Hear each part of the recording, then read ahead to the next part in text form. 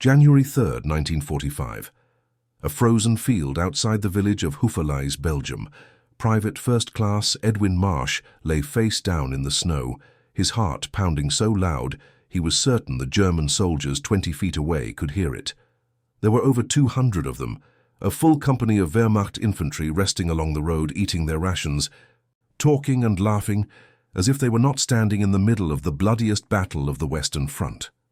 And Edwin's 12-man squad was crawling directly through their perimeter. The snow was falling heavily now, thick white flakes that drifted down from a sky the color of old lead. Edwin could taste the cold on his lips, could feel the moisture seeping through his clothes, could hear the crunch of German boots on the frozen ground just yards from where he lay. He did not move. He did not breathe. He pressed himself into the earth and prayed that the strips of white fabric wrapped around his uniform would do what he had promised they would do. The fabric had been cut from bedsheets scavenged from a bombed-out farmhouse 3 days ago. Edwin had spent hours tearing them into strips, wrapping them around helmets and rifles and shoulders, creating improvised winter camouflage for his squad when the Army's official snow gear failed to arrive.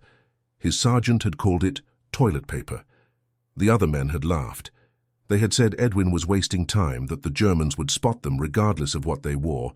That camouflage was for snipers and scouts, not for regular infantry. Now those same men lay scattered across the field around Edwin, invisible against the white landscape, while 200 German soldiers stood close enough to touch and saw absolutely nothing. In that moment, frozen in the snow with the enemy all around him, Edwin Marsh understood something that would stay with him for the rest of his life. Sometimes the difference between living and dying comes down to a single idea that everyone else thought was stupid. If you are watching from anywhere in the world, please take a moment to like this video and subscribe to this channel. We bring you stories from World War II that reveal the courage, the ingenuity, and the desperate brilliance of ordinary people caught in extraordinary circumstances. Tell us in the comments where you are watching from and help us remember these stories together. Now, let us go back to the beginning to understand how a quiet young man from Vermont came to save his entire squad with scraps of cloth. Edwin Marsh was born in the autumn of 1923 in a small mill town called Bellows Falls in southeastern Vermont. The town sat along the Connecticut River, where the falls that gave it its name had powered paper mills for more than a century. Edwin's father, George, was a foreman at one of those mills, and his mother, Ruth, worked in the finishing department, inspecting sheets of paper for defects before they were shipped to customers across New England. Edwin grew up surrounded by paper. He learned to identify different grades and weights by touch before he learned to read. He understood from watching his parents work that something as simple as a sheet of paper was actually the product of countless small decisions. The quality of the pulp, the speed of the machines, the temperature of the drying process, the pressure of the rollers. Details mattered. That was the lesson Edwin absorbed in the mill town, watching his father inspect production runs and his mother reject sheets with imperfections invisible to untrained eyes. Details were the difference between success and failure. Edwin was a quiet child, more comfortable with books and observations than with the rough games that the other mill children played. He had a habit of noticing things that others overlooked. The way light fell through the factory windows at different times of day, the patterns that frost made on the river ice, the subtle variations in color between fresh snow and snow that had lain for several days. His teachers called him observant. His classmates called him strange. Edwin did not mind. He had learned early that being strange was not the same as being wrong. He graduated from high school in 1941, 6 months before Pearl Harbor, and took a job at the mill alongside his parents. The work was hard but familiar, and Edwin found a certain satisfaction in the rhythms of production, the steady transformation of raw pulp into finished paper. Then the Japanese attacked, and everything changed. Edwin enlisted in January of 1942, 2 weeks after his 18th birthday. He did not enlist out of patriotic fervor, though he was patriotic enough in his quiet way. He enlisted because he understood that this war would require every able-bodied man, and because he believed that his particular skills, his attention to detail and his ability to notice what others missed, might be useful somewhere. The Army, in its infinite wisdom, decided that Edwin's skills would be best used in an infantry division. Basic training was brutal. Edwin was not naturally athletic, not naturally aggressive, not naturally suited to the shouting and the violence that the army demanded. He struggled with the obstacle courses and the hand-to-hand combat drills. He was consistently among the slowest in his company on the forced marches. But he excelled in other ways. On the rifle range, Edwin discovered that his eye for detail translated into exceptional marksmanship. He could see variations in wind and distance that other soldiers missed. He could adjust his aim with a precision that impressed even the hard-bitten sergeants. And in the field exercises, Edwin noticed things. He noticed how different terrains created different shadows. He noticed how movement at certain speeds was more visible than movement at other speeds. He noticed how the eye was drawn to contrast, to shapes that did not fit the surrounding landscape. He filed these observations away, not knowing when they might be useful. Edwin shipped out for Europe in the spring of 1944, part of the massive build-up that would culminate in the D-Day invasion. He landed on Utah Beach 3 weeks after the initial assault, wading through surf that still bore the debris of the earlier fighting, and he spent the summer and fall pushing through France with the rest of the Allied forces. By December of 1944, Edwin had been in combat for 6 months. He had seen friends killed and wounded. He had killed enemy soldiers himself, experiences that haunted his dreams and left him quieter than ever. But he had also survived, which was more than many could say. And he had continued to observe. The Battle of the Bulge began on December 16, 1944, when the German army launched a massive surprise offensive through the Ardennes forest. Edwin's unit was not in the initial assault zone, but they were rushed forward within days as the Allies scrambled to contain the breakthrough. They arrived in Belgium on December 22nd, detouring around Bastogne, which was surrounded by German forces, and taking up positions along a sector of the front that the commanders hoped would hold. It did not hold. The Germans attacked on Christmas Eve, and Edwin's company was scattered in the fighting that followed. He found himself part of a mixed group of survivors from several different units, led by a staff sergeant named McKinnon, who had lost most of his original squad in the initial assault. There were 12 of them in all, McKinnon, Edwin, and 10 other soldiers who ranged from teenagers who had never fired a shot in anger to veterans who had fought from Normandy to the German border. They were cold, exhausted, and running low on ammunition. They were also lost, cut off from their own lines by the German advance, trying to navigate through a frozen landscape where the enemy seemed to be everywhere. And they had no winter camouflage. This was the detail that gnawed at Edwin as they huddled in a ruined farmhouse on the night of December 26th. The army had promised winter gear, white overcoats and helmet covers that would help them blend into the snowy landscape. But the gear had not arrived, and now they were moving through a white world in their olive-drab uniforms, visible against the snow like ink spots on paper. Edwin remembered what he had learned in the paper mill, the importance of details, of small variations that made the difference between a quality product and a reject. He looked around the farmhouse. There were bed sheets on the floor, stripped from the beds by earlier occupants, trampled and dirty, but still mostly white. There were curtains on the windows, thin and faded but pale enough to serve. There was a tablecloth on the overturned dining table, embroidered with flowers, but predominantly ivory in color. Edwin began to gather the fabric. Sergeant McKinnon watched him with the weary skepticism of a man who had seen too much to believe in miracles. He asked Edwin what he was doing. Edwin explained. He told McKinnon that their uniforms made them visible against the snow. He told him that if they tore the sheets into strips and wrapped them around their clothing, they would break up their silhouettes and blend into the landscape. McKinnon stared at him. Then he laughed. He called it the stupidest idea he had ever heard. He said Edwin wanted them to go into combat dressed like ghosts. He said the Germans would die laughing before they could even fire a shot. The other men laughed too, the bitter laughter of exhausted soldiers who had found something absurd to break the tension. Edwin did not argue. He simply began tearing the sheets into strips, working with the methodical precision he had learned in the mill. He wrapped the strips around his helmet, around his shoulders, around the barrel of his rifle. He tied them loosely enough that they would flutter slightly in the wind, mimicking the way snow clung to brush and branches. When he was finished, he looked like something between a soldier and a snowdrift. McKinnon shook his head. He told Edwin he could wear his toilet paper if he wanted, but the rest of them would stick with regulation uniforms. Edwin nodded and did not reply. But that night, as the squad prepared to move out, two of the younger soldiers approached Edwin quietly. They asked if he could make them camouflage too. Edwin showed them how. By morning, 4 more soldiers had asked. By the following evening, when the squad reached the frozen field outside Houffalize, all 12 of them were wrapped in strips of white fabric that made them nearly invisible against the snow. Even McKinnon. The sergeant had not said anything when he asked Edwin to help him with his camouflage. He had simply handed over his helmet and stood still while Edwin wrapped it. But there was something in his eyes that might have been respect. The German company appeared without warning. One moment the squad was crossing an open field, moving toward a tree line that they hoped would provide cover for the next leg of their journey.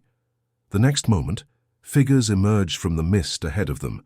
Dozens of them, hundreds of them, German soldiers in their distinctive coal scuttle helmets and grey-green greatcoats. McKinnon's first instinct was to run. His second instinct was to fight. Both instincts would have gotten them killed. Edwin grabbed his arm and pulled him down into the snow.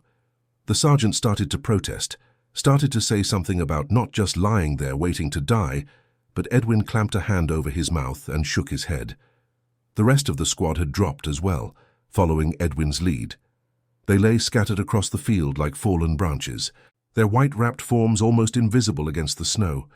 Edwin pressed his face into the cold ground and watched the Germans approach. There were more of them than he had first thought. A full company, maybe 200 men, moving along a road that cut through the center of the field. They were not in combat formation. Their rifles were slung, and many of them were eating or talking as they walked. They looked tired as Edwin's own squad, and they clearly did not expect to encounter Americans in this sector. The road passed within 30 feet of where Edwin lay. He could hear the Germans talking now, their voices carrying clearly across the frozen air. He did not speak German, but he could read their tone. Casual, relaxed, almost bored. They were not scanning the field for enemies. They were not expecting a fight. They were looking directly at Edwin's squad and seeing nothing but snow. The minutes stretched into eternity. Edwin counted heartbeats, counted breaths, counted the individual snowflakes that drifted down onto his outstretched hand. He watched German boots pass by, close enough that he could see the cracks in the leather and the mud caked on the soles. One of the Germans stopped barely 20 feet away. He was a young soldier, probably no older than Edwin, with a thin face and hollow eyes that suggested he had not eaten well in weeks. He stood looking out across the field, and for one terrible moment, his gaze seemed to pass directly over the spot where Edwin lay. Edwin did not breathe. He did not blink. He became part of the snow, part of the landscape, invisible by sheer force of will. The German soldier shrugged, adjusted the strap of his rifle, and continued walking. The company moved on. It took perhaps 15 minutes for all 200 of them to pass, though it felt like hours. Edwin lay motionless until the last German soldier had disappeared into the mist on the far side of the field. Then he lay motionless for another 10 minutes, just to be certain. Finally, McKinnon's voice came from somewhere to his left, a hoarse whisper that carried across the snow. The sergeant asked if they were gone. Edwin raised his head and looked around. The field was empty. The Germans had vanished as quickly as they had appeared. 12 American soldiers lay scattered across the field, wrapped in strips of white fabric, completely undetected. McKinnon pushed himself up onto his elbows and stared at Edwin with an expression that was difficult to read. Then he said 2 words that Edwin would remember for the rest of his life. He said, "Thank you." The encounter in the field changed everything for the squad. They were still lost, still cut off, still running low on supplies. But they were no longer skeptical of Edwin's methods. They moved through the frozen landscape with a new confidence, trusting in their improvised camouflage to hide them from enemy eyes. And it worked. Over the next 4 days, they crossed through territory that was crawling with German forces. They passed within yards of enemy positions, slipped through gaps in patrol routes, moved like ghosts through a white world that seemed determined to kill them. Edwin became the squad's unofficial expert on concealment. He taught the others how to move slowly, how to freeze when they heard approaching footsteps, how to arrange their bodies to minimize their visible outline. He showed them how different types of snow reflected light differently, and how to position themselves to take advantage of shadows and terrain features. The lessons were absorbed with a seriousness that would have been unthinkable a week earlier. The men who had laughed at Edwin's toilet paper camouflage now listened to his every word as if their lives depended on it, which of course they did. Mackinnon proved to be an able tactical leader once he accepted Edwin's approach to concealment. The sergeant had years of combat experience, and he knew how to read maps, estimate distances, and make decisions under pressure. With Edwin's camouflage keeping them hidden and Mackinnon's tactical sense guiding their route, the squad began to make real progress toward American lines. But the journey was not without cost. On the second day after the field encounter, they ran into a German patrol that appeared too suddenly to hide from. A brief, violent firefight erupted, and when it was over, 2 members of the squad were wounded. A corporal named Hannigan, who took a bullet through the shoulder, and a young private named Schultz, who was hit in the leg. Neither wound was immediately fatal, but both men were losing blood and needed medical attention that the squad could not provide. Mackinnon made the decision to press on. They fashioned crude stretchers from branches and fabric, and they took turns carrying the wounded men through the snow. The pace slowed dramatically, and the danger of detection increased with every passing hour. Edwin worked through the problem the way he had worked through problems in the paper mill, systematically, methodically, looking for the detail that everyone else had missed. The wounded men were the most visible members of the squad.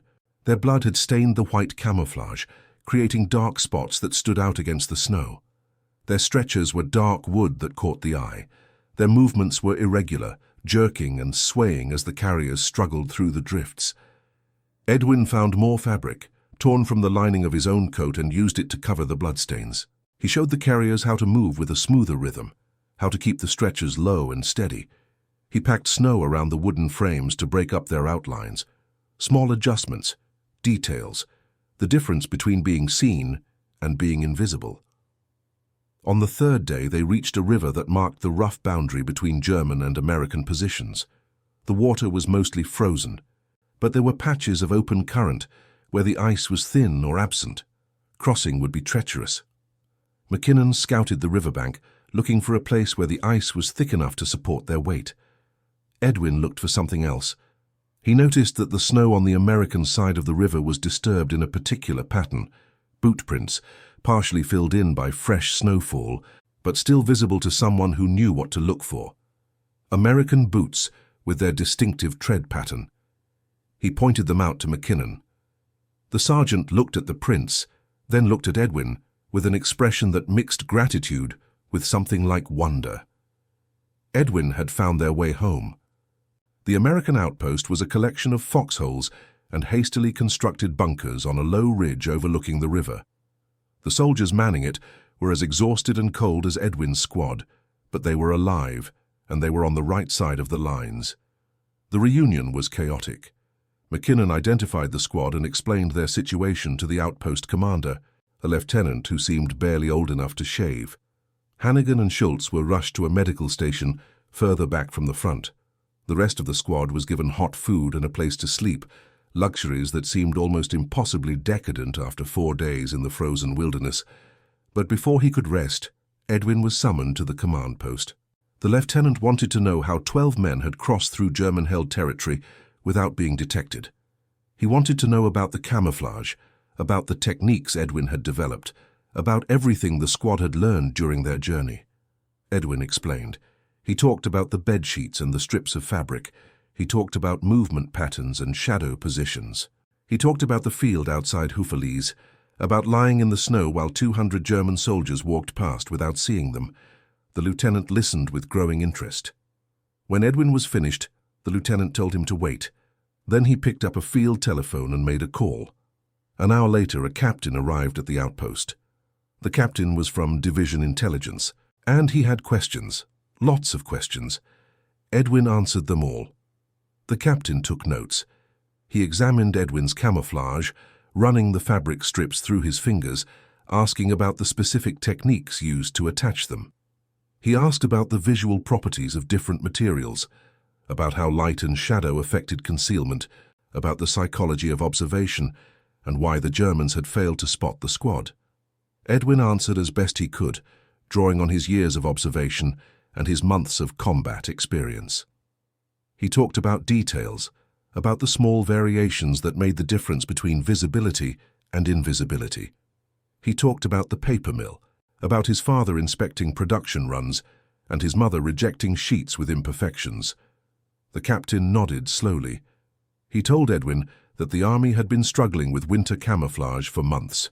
The official snow gear was in short supply, and what existed was often poorly designed and difficult to use in the field. Soldiers were dying because they could not hide from enemy observation. He told Edwin that his improvised methods might save a lot of lives. Then he asked if Edwin would be willing to demonstrate his techniques to other units. Edwin was not sure how to respond. He was a private first class, a mill worker from Vermont, who had stumbled onto something useful through a combination of observation and desperation. He was not a trainer or an expert. He was just someone who had noticed details that others had missed. But he thought about the men who had died in the weeks since the German offensive began. He thought about the soldiers who were still out there, moving through a white landscape in olive-drab uniforms, visible to enemy eyes. He told the captain that he would help however he could. The weeks that followed were among the strangest of Edwin Marsh's military career. He was transferred from his infantry unit to a special training detachment attached to division headquarters. His job was to teach improvised winter camouflage to any unit that would listen. He traveled from position to position along the front, demonstrating his techniques to soldiers who ranged from eager recruits to skeptical veterans. The reception was mixed at first. Many soldiers had the same reaction that McKinnon's squad had initially shown: disbelief, mockery, dismissal. They called Edwin's camouflage toilet paper, ghost costumes, snowman suits. They laughed at the idea of wrapping themselves in bedsheets and curtains. Edwin did not argue with them. Instead, he demonstrated. He would take a group of soldiers to an observation post where they could see a field or a stretch of road. He would send 2 men across the visible area, one in standard uniform, one wearing his improvised camouflage. The difference was immediately apparent. The man in olive drab stood out like a beacon. The man in white strips was nearly invisible. After the demonstration, no one laughed. Word spread through the division, then through neighboring divisions, then through the entire army group. Soldiers began to improvise their own winter camouflage using whatever white fabric they could find. Bedsheets disappeared from every abandoned building within miles of the front. Curtains, tablecloths, even medical bandages were torn into strips and wrapped around uniforms and equipment.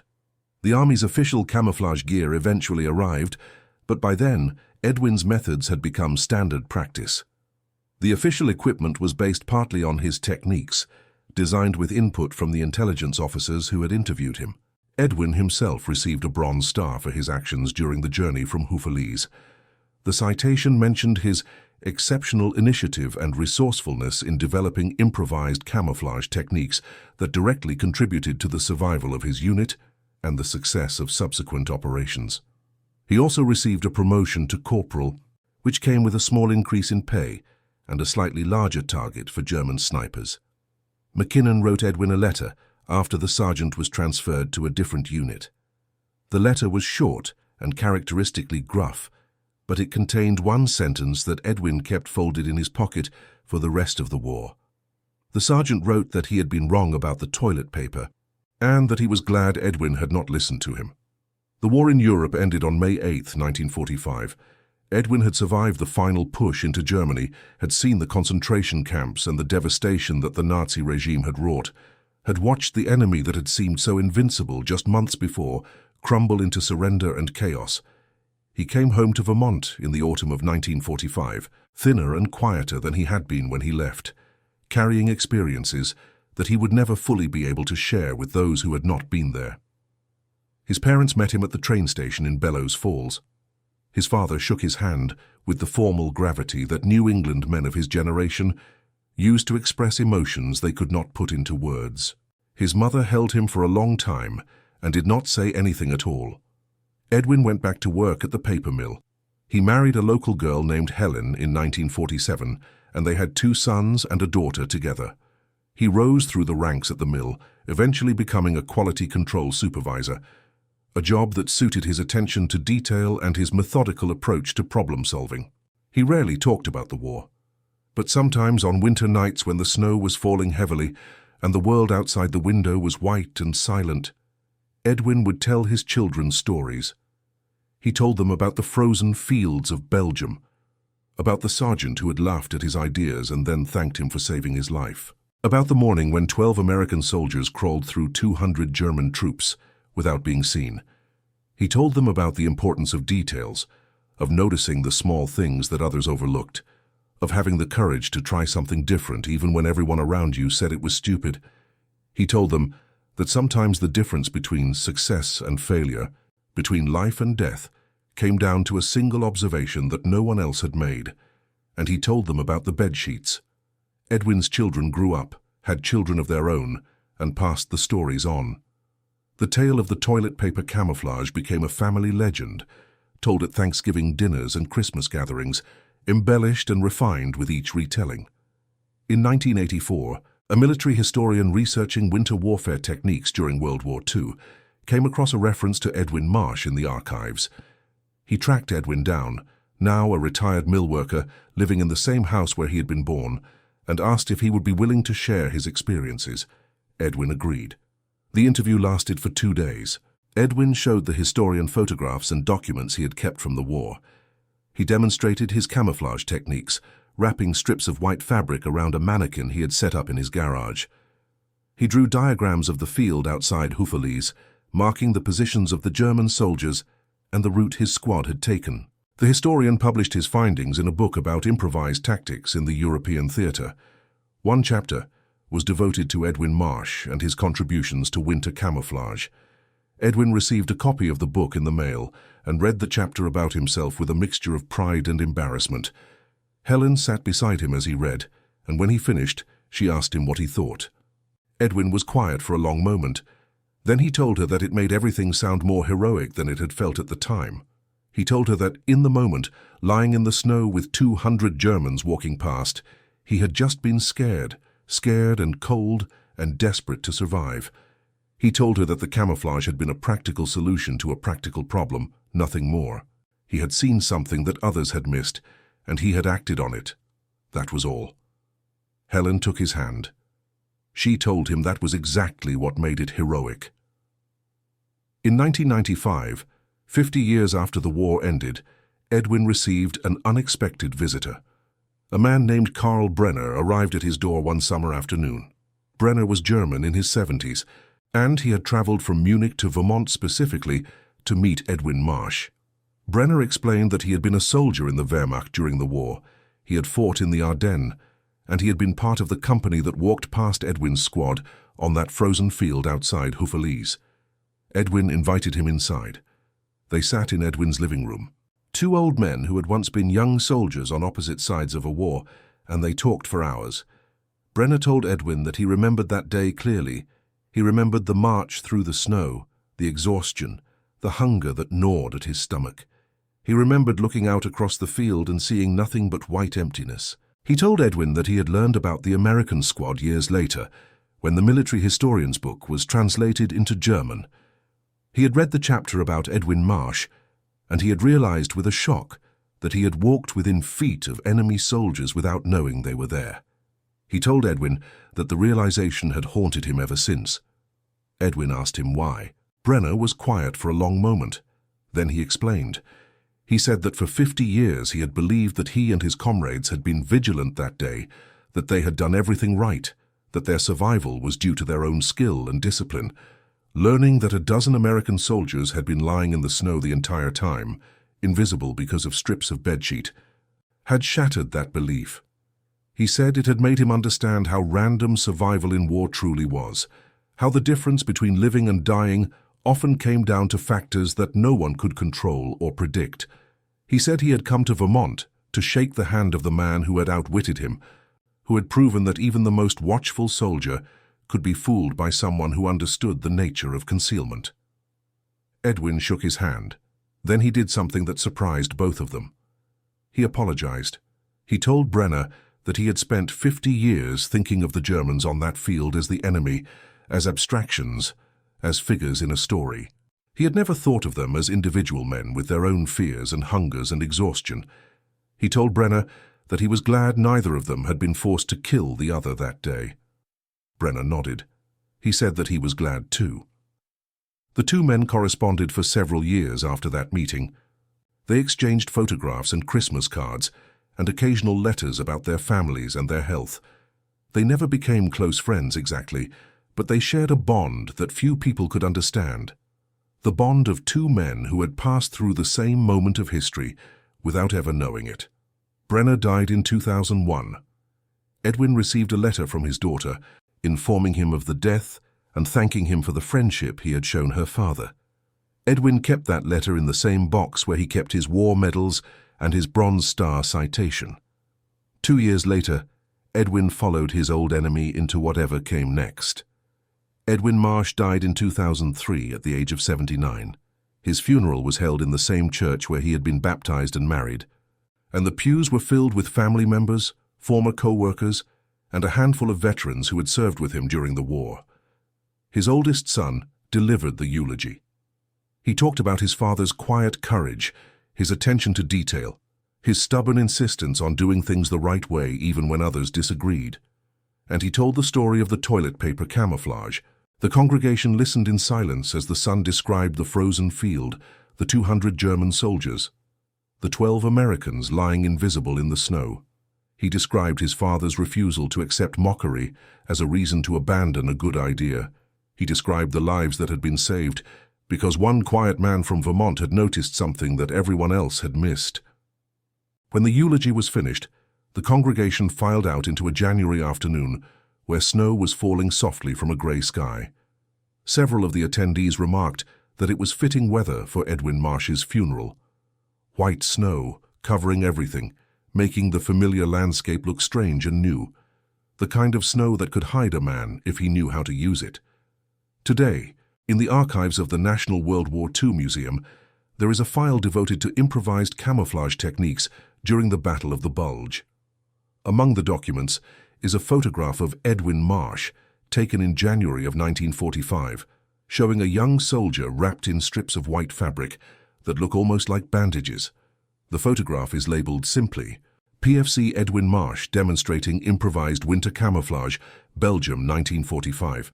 It does not tell the whole story, but anyone who looks at that photograph, at the quiet determination in Edwin's eyes and the careful arrangement of fabric around his helmet and shoulders, can understand something important, that sometimes the ideas that save us are the ones that others dismiss as foolish. That sometimes courage is simply the willingness to notice what everyone else has overlooked, and that sometimes the difference between living and dying is nothing more than a few strips of white cloth, torn from a bedsheet in a ruined farmhouse, wrapped around a soldier who refused to be seen. If this story touched you, please take a moment to like this video and subscribe to this channel. Share in the comments what moved you most, and tell us where in the world you are watching from. These stories remind us that ingenuity and courage can come from the most unexpected places, and that the ideas others mock today might save lives tomorrow. Help us keep these memories alive by sharing this video with someone who needs to hear it. Thank you for watching, and we will see you in the next one.